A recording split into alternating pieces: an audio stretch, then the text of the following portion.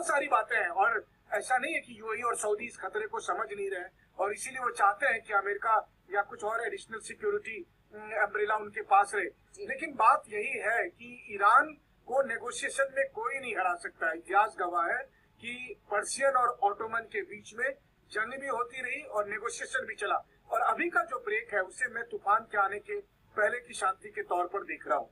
बिल्कुल, लग तो ऐसी हालत बनती दिखाई दे रही है मनीष, क्योंकि जिस तरीके से ईरान की तरफ से चेतावनियां भी सामने आ चुकी हैं और दूसरी ओर अमेरिकी राष्ट्रपति भले ही ये कह रहे हो कि बातचीत हो रही है या तैयारी नेगोशिएशन की है, वहीं दूसरी ओर धमकी तो वो भी दे चुके हैं। बड़ी खबर ये कि डोनाल्ड ट्रंप ईरान से पिंड चढ़ाना चाहते हैं।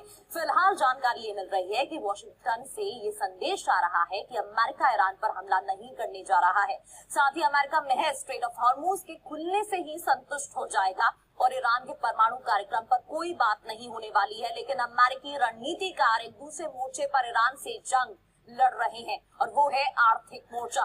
दरअसल एक्सक्यूज के मुताबिक अमेरिका तेहरान पर आर्थिक दबाव बढ़ा रहा है और पहले के मुकाबले ज्यादा आर्थिक प्रतिबंध ईरान पर थोपने की तैयारी की जा रही है। साथ ही कई देशों और मल्टीनेशनल कंपनियों को भी ये चेतावनी दी जा रही है कि ईरान से किसी भी तरह का व्यापार न करें। सबसे बड़ी चोट ईरान के तेल कारोबार पर की जा रही है।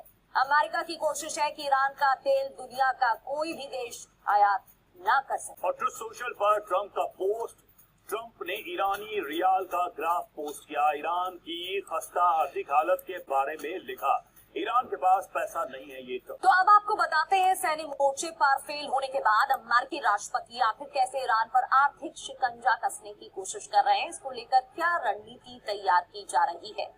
दरअसल ईरानी तेल निर्यात पर प्रतिबंध लगाने का प्लान है, ईरानी तेल टैंकर्स पर कार्रवाई का प्लान और चीन के तेल नेटवर्क पर भी निशाना।